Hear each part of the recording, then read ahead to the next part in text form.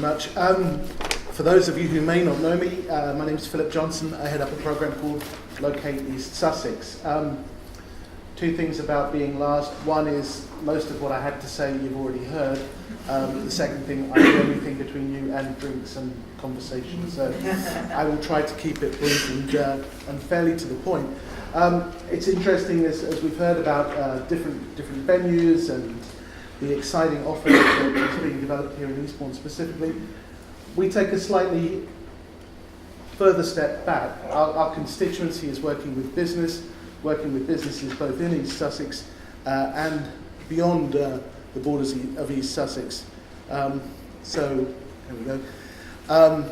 So effectively, that's what we're doing. We're funded by the district and borough councils and by the county council in East Sussex. We reach out through website, through social media, through events and exhibitions that we attend, through video work, and through a program working with high-profile ambassadors. It's interesting working with the district and borough and county councils.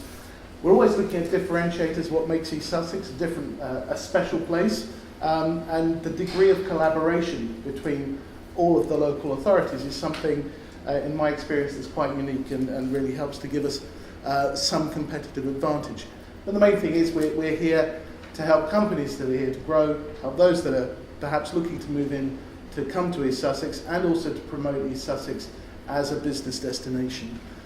In order to do this, I mean, we do have this understanding of the commercial property market throughout East Sussex and around the borders, and we're of course assisted greatly by the way that house prices in London are rising extremely quickly, and a lot of commercial properties, a lot of residential property is being converted from industrial and commercial property. Importantly as well, we also work very closely with our funders, the councils, so we're in regular contact with economic development, liaison with planning departments, a key part of our role, and we also provide funding for business growth and job creation. Last year we closed our Regional Growth Fund programme, and we actually grew a fund of £4 million through contributions from other businesses of £18 million. So we effectively put around £23 million into the East Sussex economy, helping about 130 businesses and creating in the region of 580 jobs. So it's a very exciting time to be here and certainly to be doing what we're doing. The economy is growing very, very quickly. The East Sussex proposition, one that we've heard about from a creative and a cultural perspective, we highlight things that are going on here that are good for business. So in Eastbourne specifically, we're looking at Sovereign Harbour and about Pacific House and what's happening here and other aspects of redevelopment that are taking place. We highlight in our material the fact that East Sussex provides space for business.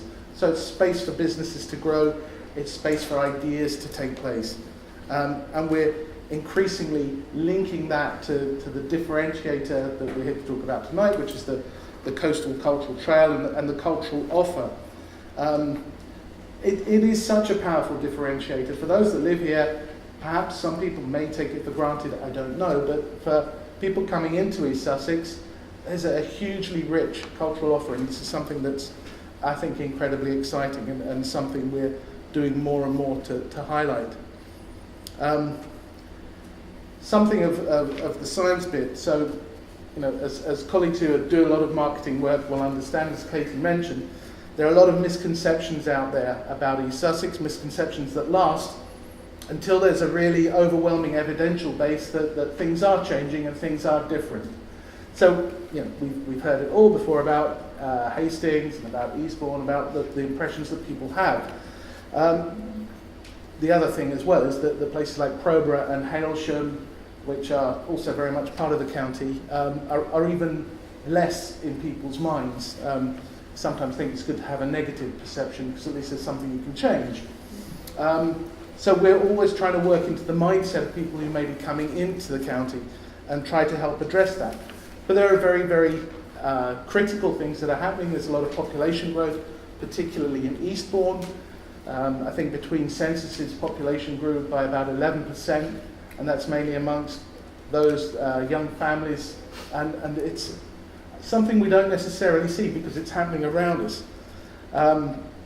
We're also very keen to stress things like the growth of the tech sector, so that companies moving into Eastbourne from Brighton, as well as down from London. And I think, although marketing on a negative is not necessarily a great thing, but for tech companies that may be looking at relocating to Eastbourne or to East Sussex, if you look at the option between coming here and, say, going somewhere like Croydon, the cultural offer does start to play, I think, a really significant part.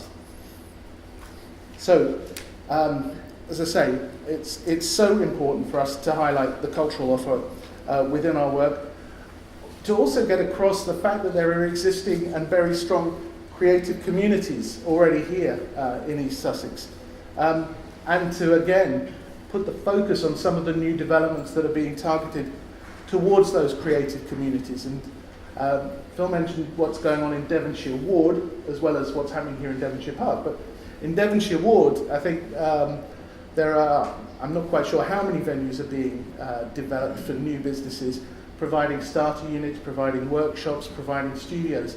These are incredibly important in terms of how we can portray East Sussex as a place where people make things, people do things, to create a place where families, again, and businesses want to be based. The other thing that comes from this, that again we've highlighted at a couple of events that we've run with the Delaware and Brighton University, is when you bring companies and creative communities and creative individuals together, fantastic things can happen. So if we can try to encourage that greater integration of creative communities and the business community here in East Sussex, I think we will be onto a winner. Excuse me. So it's not just for businesses that I think we need to do this work to promote East Sussex. We talk regularly to colleagues in education and in healthcare. And perhaps for some of the perception issues we talked about earlier, there's quite often difficulty in attracting staff to work in East Sussex. So I think, again, we need to collaborate more to highlight the huge benefits that there are of living here, both to those that are within East Sussex and those that are beyond the county borders. And for that reason, we're continually developing that and trying to develop this advocacy role for everybody. Not to talk up East Sussex beyond the reality of being here, but actually perhaps to appreciate quite what a rich cultural environment that we have here, and to use that to highlight the benefits of being here. Glasses of wine, I'm sure, are waiting, but brevity has been a necessity. But if there is anything you'd like to discuss about this, please do corner me whilst I am still standing. And thank you very much indeed for your time.